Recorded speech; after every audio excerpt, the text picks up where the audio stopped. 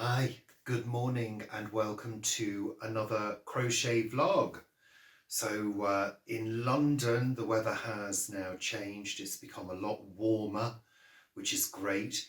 We sort of had a bit of a mini heat wave and it's kind of dipped down again, but it's feeling much more pleasant, not needing scarf and gloves as often these days. So that's great.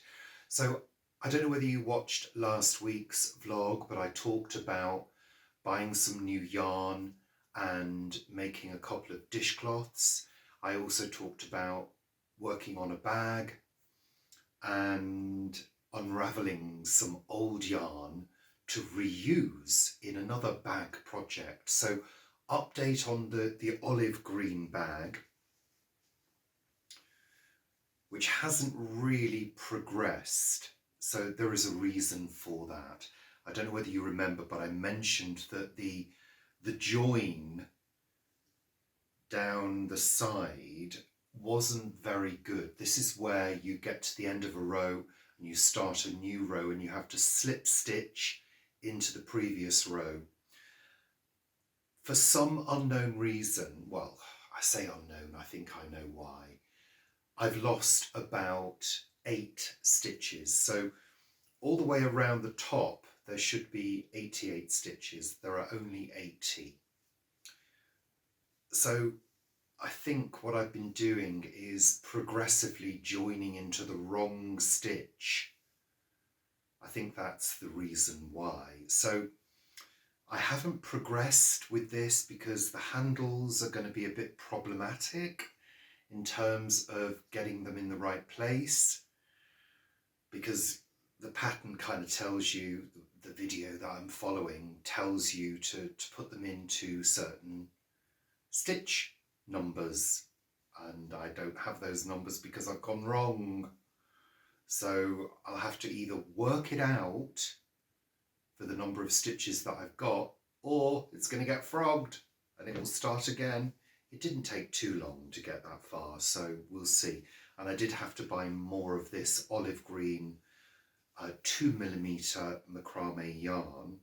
I also picked up 2 more rolls of this 2mm macrame cord as well, in this lighter green. It's I don't know, almost an aqua colour, which I really like, and I think this would make a really good bag too.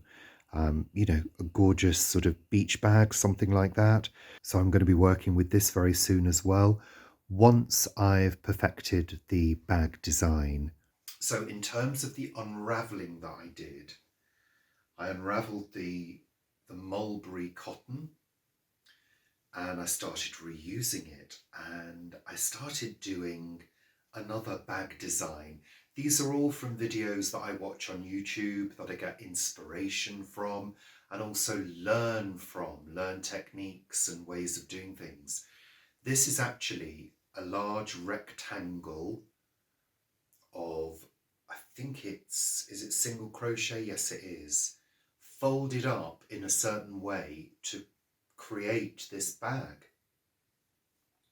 And there are a couple of joins you have to make, and you can choose to line it as well, and then you attach handles and it makes this cute little bag. So I wanted to do this. I'd seen it before and thought, wow, that looks interesting and rather easy to do. And it is rather easy to do. The only complex part is the handle bit, and I haven't got that far yet. But I got to this stage and it's sort of been sparking ideas off as to how I could change it or maybe make it a little larger. I've opted for a sort of small size here, just as a test. And I would also like to have a go at applying a lining as well. I've got a few bits of material. So yeah, working on that as well. I did purchase some more yarn, and I have been working with all of these bits of yarn. So this little ball here, which is a white, pink, red and green combination, is called mistletoe. It's a sort of Christmassy theme, and that's another cotton from Lily Sugar and Cream, 100% cotton. So I've been working with that. I'll show you what I've made in a minute.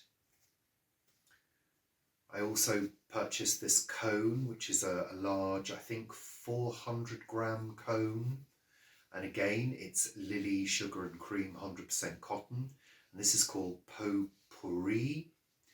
And it's a sort of natural cream with red, lilac, blue flecks in it. So it's quite nice. I've been working with that. I also purchased, and by the way, I always go for the cheapest price I can find, the cheapest style and colour I can find on Amazon. I also purchased this sage green. Again, it's the Lily Sugar and Cream, 100% cotton. I've been doing some work with that as well. And the work I've been doing with all of them are the dishcloths. And I showed you the swimming pool dishcloths that I'd made, the extra large ones. And I'd made 2, I think, this time last week. Well, I've progressed with my stock. Ta-da! I've got them wrapped in this plastic food bag just to keep them dust free and also to, avoid any moths getting in there. Although I've not seen any moths, but this house is prone to them and we have had a few attacks over the years, but I haven't seen any this year, so thank goodness. This is my collection of stock. Dishcloth stock. You saw the blue ones, showed you those. I'll show you what else I've made. I'm doing a couple of different sizes. And they're all in the Trinity stitch, which is a slightly complicated stitch, but it's not too bad once you know it. So a couple of small sizes here. I decided to do a couple of small options. That's a small one. I think that is about 15 by 15 in the Potpourri, which I really like. Perfect for a little hand basin. We've got a tiny hand basin in our downstairs loo. One of these would be perfect for wiping round. This one, again, I think it's slightly larger. I think this is about 16 by 16 centimetres, that is. Again, in the Trinity stitch, in the sage. This one here is in the mistletoe. So this is the large size, and these are 18 by 25 approximately. And I really like the way that works up. You get this sort of crisscross of red and green. So I think that would be lovely as a Christmas cleaning cloth. I've only got one of those at the moment. And then I have made 4 of these large ones in the Potpourri, again 18 by 25, 26 approximately. Really nice, and these are a good size. I find them ideal for my hand. Plus you can, fold them up for that extra sort of scrubby, a bit of extra push, when you're scrubbing something clean. So I've made 4 of those, so a total of 4, 5, 6, 7, and I gave one away to Vanessa to have a look at because potentially she could stock them in for Earth's sake. And I think the great thing about these cloths is they're 100% cotton, as I've said before. They should wash at 60 degrees. And what I'm going to do is a sample piece to stick through on a hot wash so I can test that. So they will be tried and tested before they get sold. And like I say, I'm hoping to feature these in our coffee shop so you can buy 1 or 2 or 3.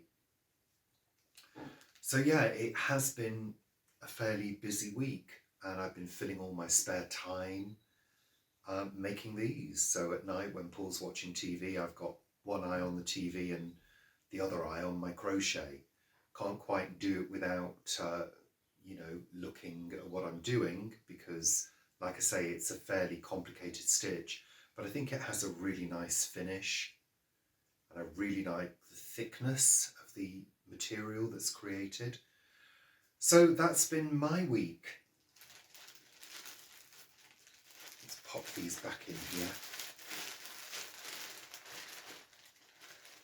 I haven't tried any new stitches this week, but I will be doing that quite soon. So obviously when I do, I will take you along. So I think that's it for this week. So thanks very much for watching, and if you haven't subscribed to the channel, please do. It's not just crochet here, as many of you know, it's a variety channel. So thanks very much for watching. I'll see you very soon. Bye for now.